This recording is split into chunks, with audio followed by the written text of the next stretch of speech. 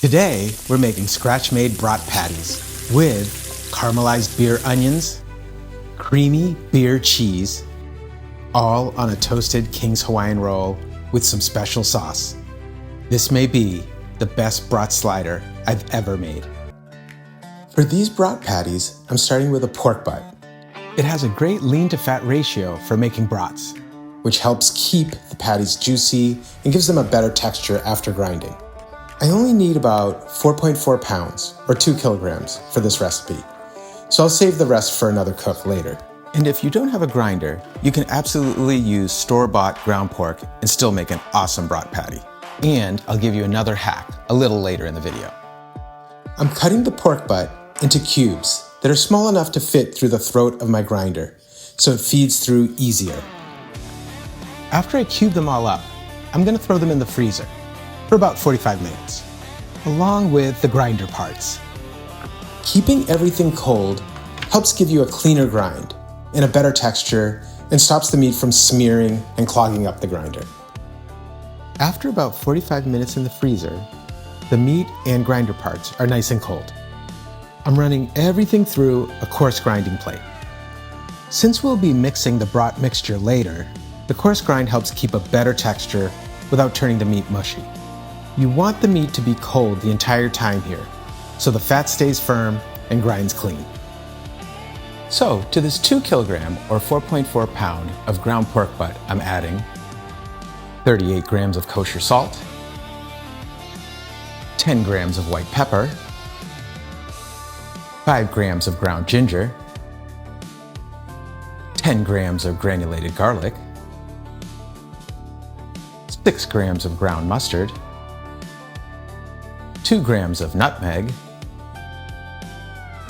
3 grams of dried thyme, 6 grams of ground coriander, 6 grams of caraway, 80 grams of non-fat milk powder as a binder,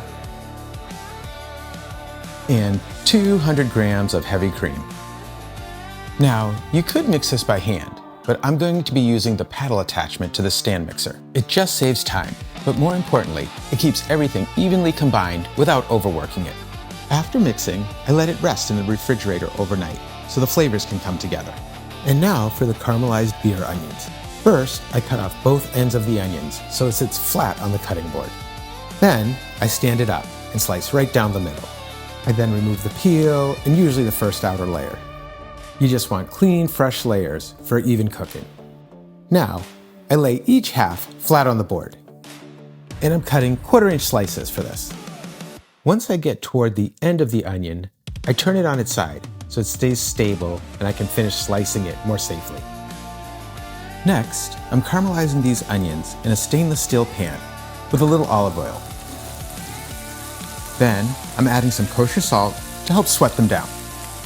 I'm using Blue Moon beer to deglaze the pan once the onions start to develop those brown bits. Just be careful not to add too much too early because it can really slow down the caramelization process. I like to let the onions brown first and then add a splash to deglaze the pan and pick up all that flavor. And make sure you save at least half a bottle, around a cup, because we'll use the rest for the beer cheese later. I'm melting some butter down on the Yoder cast iron griddle, then toasting the King Hawaiian rolls until they're golden brown. Since these rolls are sweeter, I like to keep the heat around medium to medium low, so they toast evenly without burning.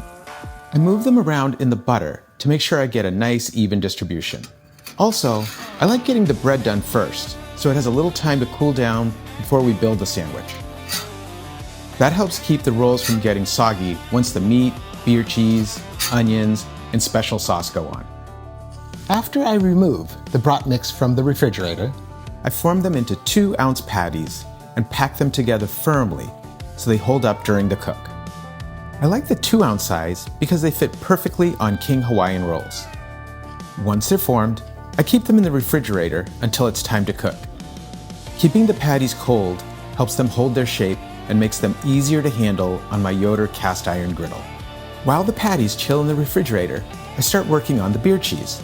And I wanted to share one more simple hack.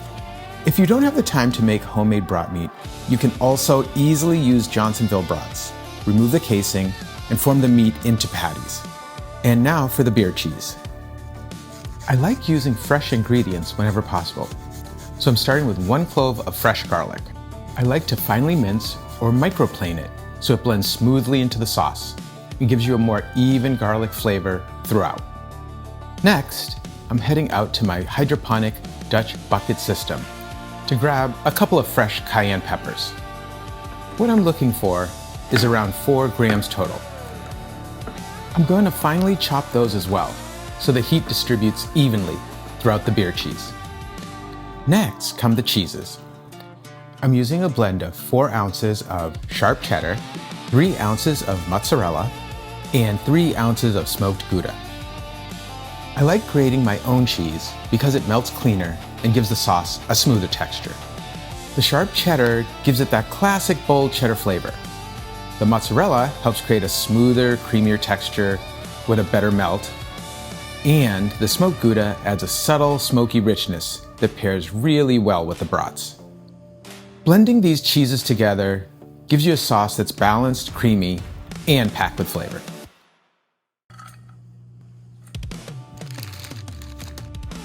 Now, for the base of the beer cheese, I'm starting with a simple roux, using 2 tablespoons of butter and 2 tablespoons of flour. The purpose of the roux is to help thicken the sauce, and it keeps the cheese smooth and creamy instead of separating. Keep stirring the two together, and you'll know it's ready when the flour smell cooks off and it turns lightly golden or blonde with a smooth paste-like texture. After that, then I'm adding 1 cup of Blue Moon beer. I like using Blue Moon because it has a lighter, citrusy flavor that works really well with the sharp cheddar and the smoked Gouda without overpowering the sauce. In general, I'd recommend using beers that you actually enjoy drinking. Lighter ales, wheat beers, lagers, or amber ales all work great. I would, however, stay away from super bitter IPAs because they can make the cheese sauce taste overly sharp. Once the beer goes in, let it simmer for about 3 minutes. This helps cook off some of the harsh alcohol flavor while also letting the beer reduce slightly so the flavors can concentrate before adding the cheese. After that, I add in the microplaned garlic and the cayenne peppers. Then, 1 tablespoon of Dijon mustard, 1 teaspoon of Worcestershire sauce, 1 cup of heavy cream. Then I add the cheeses and then salt and pepper to taste. You'll want to keep stirring while the cheese melts so everything stays smooth and creamy. Usually, after a couple of minutes, the sauce should come together into a nice pourable consistency. Now, if it seems too thick, add a splash more of the beer or milk or heavy cream, a little at a time until it loosens up. Conversely, if it feels too thin, you can let it simmer a little longer, add a little bit more of the sharp cheddar, or even let it cool slightly since the sauce will naturally thicken as it cools. I preheat my Yoder cast iron griddle to between 375 to 425 degrees Fahrenheit. You want enough heat to get a deep golden brown crust and good caramelization without scorching the outside before the inside gets cooked. Cook the brats until they hit 160 degrees Fahrenheit internal for both safety and the best texture and juiciness.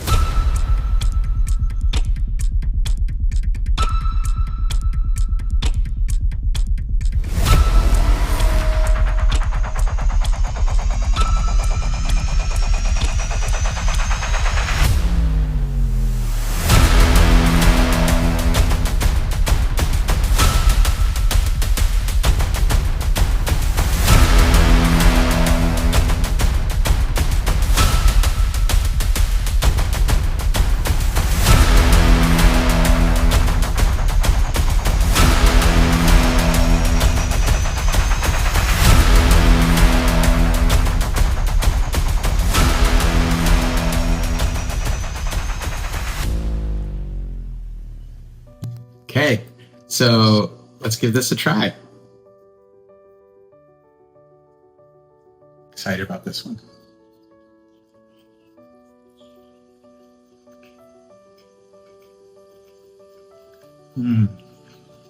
Really good. The brat tastes really good. The caramelized onions go with it great. The Slawsa is fantastic. The beer cheese is really good. It's got a good flavor. I hope you guys try this one. Thanks so much for watching. I'm gonna try just dipping it in the cheese. I won't double dip. Whoa, totally just clings to it. Okay.